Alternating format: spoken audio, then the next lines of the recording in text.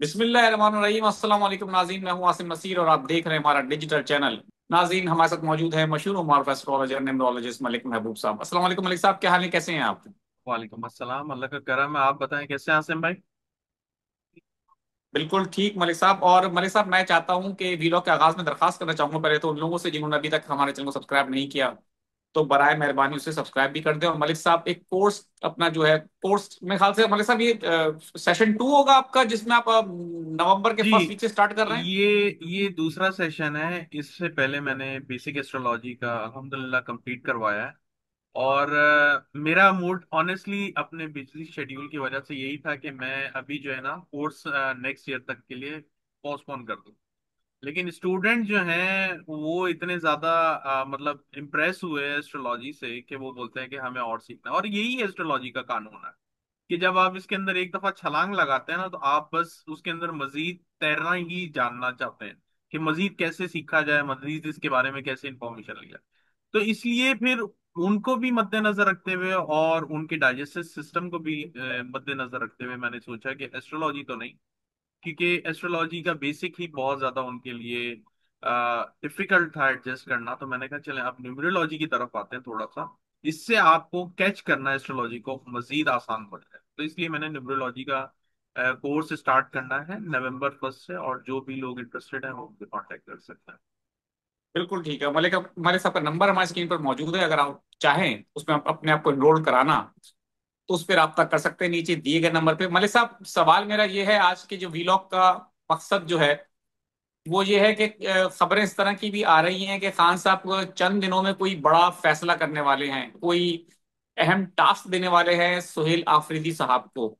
क्योंकि कहा ही जा रहा है कि खान साहब सुहेल आफरीदी साहब को लाए इसलिए हैं कि कुछ ऐसे टास्क दिए जाएंगे जो कि गंडापुर साहब नहीं कर सके। तो डेफिनेटली जब वो टास्क ऐसे होंगे जो गंडापुर साहब ने नहीं किया और सुहेल आफरीदी साहब को दिए जाएंगे, तो डेफिनेटली वो यंग हैं, एनर्जेटिक हैं और खान साहब के तमाम फैसलों को मनोवन तस्लीम भी करते हैं। तो आपको लगता है कि खबरें यही है, उम्मीद यही की जा रही है कि टास्क ऐसा ही होगा कि कोई बहुत मुश्किल काम होगा, कोई एहतजाजी तहरीक इस तरह की होगी जो कि कहीं आगे जाके वो कॉम्प्रोमाइज ना हो। तो आपको लगता है आने वाले दिनों में जो कन्फ्रंटेशन है वो मजीद बढ़ती नजर आ रही है आपको? आसिम भाई, ये चीज मैंने तब प्रिडिक्ट की थी जब वो बने भी नहीं थे। ये चीज मैंने तब प्रिडिक्ट की थी। उसकी वजह ये था कि जो कार्ड्स में उनके कार्ड्स ड्रॉ करके निकले थे, वो बहुत ही क्लियर इंडिकेट कर रहे थे कि ये जो टास्क करने वाले हैं, ये कोई आम छोटा मोटा टास्क नहीं है। शेर के मुंह में हाथ डालने का मतलब क्या होता है, आप खुद अंदाजा बिल्कुल। लगाएं। तो ये कोई आसान टास्क नहीं होने वाला, और जो खबरें आ रही हैं वो बिल्कुल दुरुस्त हैं। और मैंने आपको बहुत पहले प्रेडिक्ट किया था कि हम एक ऐसे सीजन में जा रहे हैं जिसमें केओस हर तरफ से होगा, चाहे वो एक्सटर्नल सिक्योरिटी को लेकर हो, चाहे वो इंटरनल सिक्योरिटी को लेकर हो। तो ये चीजें तो अभी डिस्टर्ब ही दिखती हैं। और आने वाले टाइम में जैसे हमने जुपिटर ऑलरेडी एंटर हो चुका हुआ है कैंसर के अंदर, तो चीजें यहां से आपको बहुत रैपिड चेंज होती हुई दिखेंगी। ये बात याद रखिएगा। Within couple of days या within couple of week maximum, couple of week maximum आपको चीजें, जिस टाइम पे हम इस वक्त बात कर रहे हैं, आज से 2 हफ्ते बाद जब हम बात करेंगे, तो सिचुएशन का नक्शा बिल्कुल 180 डिग्री चेंज हुआ हुआ होगा। ये बहुत बड़ी बात कर रहा हूँ, अल्लाह ही इज्जत रखने वाला है। लेकिन बज़ाहिर जो कैलकुलेशन और जो मेरा एक्सपीरियंस है वो यही कहता है, बहुत रैपिड चेंजेस आने वाली हैं दुनिया में फॉर द नेक्स्ट 2 मंथ। और ये चेंजेस अभी कंटिन्यू रहेंगी 2 मंथ्स के लिए। चेंजेस लोगों के जो काम फंसे हुए होंगे, या जो लोग बहुत ज्यादा एक्स्ट्रा ऑर्डिनरी आसमान से बातें कर रहे होंगे, उनका टाइम अपसाइड डाउन होने वाला है। तो be very very careful, very very careful in terms कि अगर आप जिस फ्लो में जा रहे हैं, वो फ्लो में एकदम से 180 डिग्री का हिट आएगा। वो चेंज होती हुई दिखेगी अगर आपका जो टाइम पीरियड चल रहा है वो बहुत ज्यादा चेंज दिखा रहा है। अगर आपका टाइम पीरियड चेंज नहीं भी है, नॉर्मल रूटीन में भी आपको थोड़ा सा फ्लक्चुएशन जरूर महसूस होगा। तो ये बहुत क्लियर है, बहुत क्लियर है। तो जहां तक हम सोहेल अफरीदी की बात करते हैं, तो मैंने आपको बहुत पहले बता दिया था कि यहाँ से चेंजेस आना शुरू हो जाएंगे। देखें, ये जुपिटर के आने से पहले ही, little I mean little earlier than that, अगर मेरे ख्याल से 5 दिन की बात है, मुझे नहीं पता, हल 2 दिन पहले उठाया शायद। तो 2 दिन के बाद नहीं, जुपिटर उनको हाल फिलहाल ट्रांजिट होगा। तकरीबन कोई 3 दिन हो चुके हैं। जी, अंदाजन इतना ही है ना। तो जुपिटर की जो आप अगर डिग्री देखेंगे तो वो बड़ी क्लोज आती है, मतलब 29 समथिंग चल रही होगी जिस वक्त इन्होंने हल्फ उठाया है, या 28 समथिंग चल रही होगी। और 28-29 का मतलब यही होता है कि आपने पहला कदम तकरीबन नेक्स्ट हाउस में रख दिया, और अब जो है आपने दोनों कदम नेक्स्ट हाउस में रख दिए। जुपिटर के हिसाब से बता रहा हूँ, ट्रांजिट की बात कर रहा हूँ। तो ट्रांजिट ऑलमोस्ट हो गई है। अब आप इधर से यहाँ से रिजल्ट दिखना शुरू करें, और यहाँ से रिजल्ट का टाइम है। अगर हम अदालतों की बात करें तो अदालतों ने एक आपके सामने सरप्राइज रख दिया। जिस वक्त ये लोग गए उनकी मुखालफत करने के लिए, ऑपोजिशन पीटीआई की, उन्होंने रिजेक्ट करके इनको हल्फ उठाने का दिया, जो कि बड़ा अनएक्सपेक्टेड था, लेकिन हुआ। तो अदालतें भी अब आपको शो के अंदर नजर आने वाली। मलिक साहब, आप क्या समझते हैं जो आपने 2 हफ्ते का कहा है? तो इससे ऐसा लगता है कि यानी कि नवंबर का जो महीना होगा वो काफी ज्यादा मतलब इंतशार से भरपूर होगा, अंदरूनी और बैरूनी दोनों, क्योंकि जंग के हवाले से भी अभी तो फिलहाल इस वक्त जो है कह सकते हैं कि जी किस हद तक अफगानिस्तान के साथ सीज फायर की बात हो रही है, लेकिन हुकूमत पाकिस्तान का जो मौकफ है वो यही है कि अगर अफगान गवर्नमेंट ने स्टेप नहीं लिया तो फिर हम जो है वो कार्रवाई करेंगे। तो आपको लगता है कि नवंबर के महीने में पाकिस्तान के अंदरूनी और बैरूनी खतरात दोनों ही होंगे उसमें मौजूद? Unfortunately yes. अल्लाह करे ना हो, लेकिन बदकिस्मती से नजर बहुत कुछ आ रहा है। मैं बयां कम कर रहा हूँ, नजर बहुत कुछ आ रहा है, और अल्लाह करे ऐसा ना हो। और अल्लाह ताला सबको हिफ्ज़ ईमान में रखे। लेकिन फिलहाल के लिए हालात थोड़े डाइसी चल रहे हैं। लेकिन अभी देखिए, मेरी बात सुने, एक बात जरूर जहन में रखें। काफी लोग घबरा जाते हैं और डर जाते हैं, तो ऐसी ऐसी अफवाहें भी चल रही होती हैं यूट्यूब पे कि पता नहीं क्या कर लें और क्या ना करें, मतलब आज आखिरी दिन है और कल कयामत आने वाली है। ऐसा कुछ भी नहीं है। मेरी बात को समझें और इसको सीरियस समझें। जिसके हॉरोस्कोप में जो लिखा है वो वैसे ही होगा। जंग में भी ऐसे लोग होते हैं जो गाजी बन के आते हैं, और ऐसे भी होते हैं जो शहीद हो जाते हैं। तो डिपेंड करता है। ऐसे ऐसे मौके, अभी मैं एग्जांपल देना पड़ूंगा तो बहुत लंबा ही वीलॉग हो जाएगा, लेकिन आप बात को समझें। ऐसा नहीं है कि अगर हालात खराब हैं तो पूरी, मतलब पूरा पाकिस्तान ही खुदा ना खास्ता नेस्तो नाबूद हो जाएगा, ऐसा कुछ भी नहीं। ये कुछ कुछ हॉरोस्कोप होते हैं जिनके ऊपर इफेक्ट होता है। कुछ के लिए ये बड़ा अच्छा टाइम होगा, याद रखिएगा आप मेरी बात। और ऐसे लोग प्लीज आने वाले वीलॉग्स में जरूर अपने एक्सपीरियंस को शेयर करें, क्योंकि ये मेजर ट्रांजिट है। लोगों के अंदर एक गलत मिथ है कि दूध की नहरें बहेंगी, शहद की नहरें बहेंगी। तो आप प्लीज अपने एक्सपीरियंस को शेयर करें कि आपने इस ट्रांजिट के बाद क्या फील किया। ये एक अच्छी अच्छी, हम क्योंकि मैं चाहता हूं कि इसमें हम, चले सियासी बयान तो अलग बात है, लेकिन एस्ट्रोलॉजिकली हम इस चीज को ग्रिप में लाएं। हम लोग सियासत पे हर वक्त लगे रहते हैं, और ये मेरा सबसे ज्यादा जो है ना, लोग बोलते हैं हिस्ट्री जो होती है सबसे ड्राई सब्जेक्ट है, और मेरा ये सियासत सबसे ज्यादा ड्राई सब्जेक्ट है। लेकिन मजबूरी है, यहाँ पे लोगों की यही चॉइस होती है, लोगों को यही सुनना होता है। वरना मेरे पास तो एस्ट्रोलॉजी के इतने टॉपिक हैं कि फिर हमारे जितने व्यूअर्स है ना वो भाग जाएंगे। तो कहने का मकसद ये है कि आप भी अपने एक्सपीरियंस को शेयर करें कि आपको क्या फील हुआ। इस ट्रांजिट के फौरन बाद नहीं होगा, 1-2 हफ्ते के बाद, लेकिन आप प्लीज अपने एक्सपीरियंस को जरूर शेयर।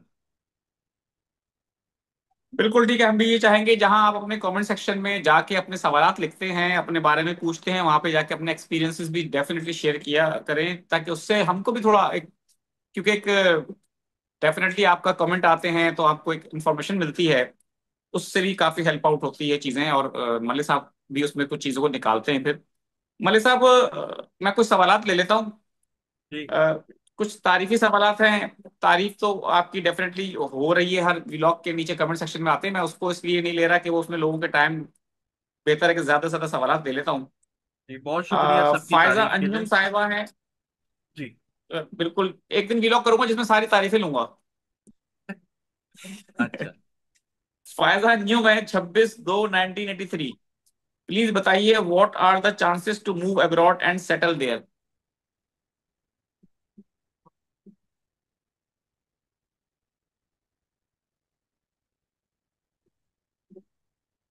बहुत अच्छे चांसेस हैं, लेकिन इनको स्ट्रगल फेस करनी पड़ रही है। ट्राई करें, ये साल बहुत अच्छा इनको रिजल्ट दे सकता है, मे बी बाय फेब्रवरी। बिल्कुल ठीक है। दुर्रे सदफ हैं, वो कह रही हैं कि काइंडली मुझे ये बता दें कि मेरी जॉब कब तक हो जाएगी। 17 फरवरी 2005।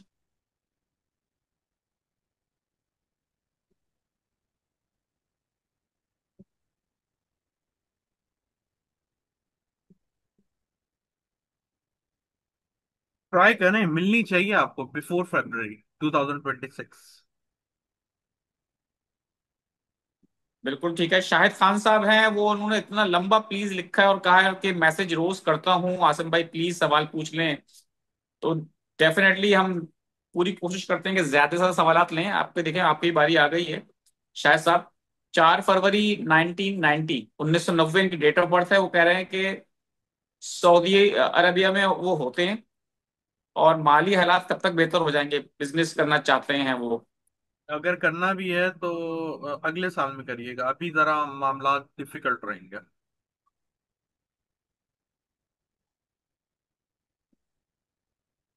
बिल्कुल ठीक है। मेरे बेटे का नाम मोहम्मद उमर फारूक है। तारीख पैदाइश मई 1998 है। नौकरी कब मिलेगी? अच्छा, इन्होंने ना, मैं हमारे साथ एक सवाल के अंदर एक चीज और भी ऐड करना चाहता हूँ कि मुझे अच्छी तरह याद है कि सवाल मैं पहले पूछ चुका हूँ और उन्होंने फिर लिखा है हमारे लास्ट व्लॉग के ऊपर कि मलिक साहब आपसे तकरीबन कई बार मैंने सवाल किया कि मेरे बेटे का नाम मोहम्मद उमर फारूक है। तो मोहतरम, हमने आपका ये सवाल इससे पहले भी लिया है और मैं हमेशा दरखास्त ही करता हूँ अगर सवाल पूछा करें तो फिर व्लॉग देखा करें। डेफिनेटली जरूरी नहीं होता कि अगले ही व्लॉग में आपका सवाल का जवाब आ जाए, उसके बाद भी आ सकता है। तो ये सवाल मुझे अच्छी तरह याद है क्योंकि ये इनका लिखने का अंदाज और जिस तरह उन्होंने लिखा है। जी मलिक साहब, क्या कहेंगे आप? होना चाहिए इस साल में, कोशिश करें, नहीं तो मैक्सिमम नेक्स्ट ईयर डेफिनेटली हो जाएगा। कोशिश बिल्कुल करें। ठीक है। अमजद लोग हुसैन। सवाल करते अमजद हैं, हुसैन है। कोशिश नहीं करते हैं। चले इंशाल्लाह हमारी दुआ भी है कि बेटे की नौकरी जल्द से जल्द हो जाए। 26/12/1988 अमजद हुसैन है। सर मेरे हालात कब तक ठीक हो जाएंगे, प्लीज बता दें। 1988। 1988 जी।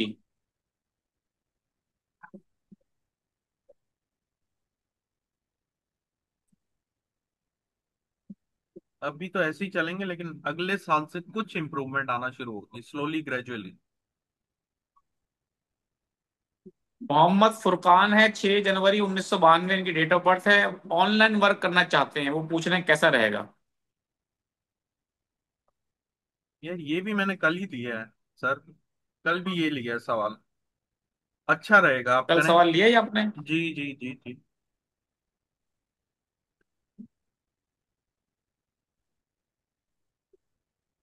चलें तो फिर इसको हम अगला सवाल ले लेते हैं।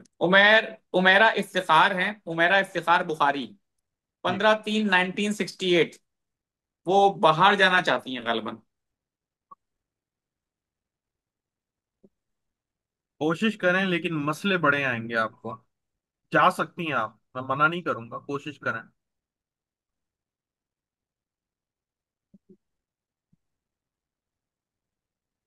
अयाज अहमद चन्ना साहब का सवाल मैं ले चुका हूँ। मोहम्मद अली हैदर हैं। 2/1/2002 बाहर मुल्क कब जा सकेंगे, वो इसके हवाले से पूछ रहे हैं। 2/1/2002।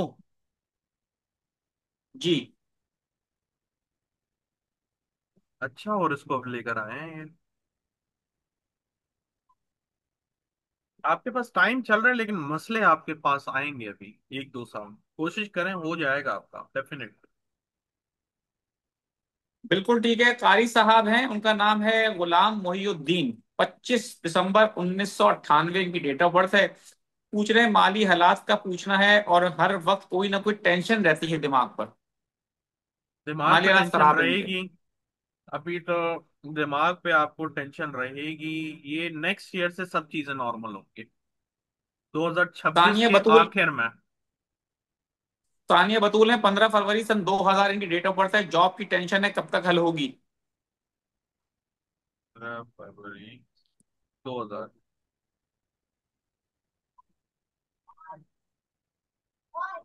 अभी रहेगी, मसला तकरीबन 1-1.5 साल और है। बिल्कुल ठीक है मलिक साहब, बहुत बहुत शुक्रिया हमें वक्त देने के लिए। नाज़रीन, यहाँ हमारे वीलॉग का वक्त खत्म हुआ। मुझे और मलिक महबूब साहब को दें इजाजत। आखिर में हमारा वही पैगाम है, मुस्कुराएं, प्यार बांटें और अपने आसपास के लोगों का ख्याल रखें। अल्लाह हाफिज।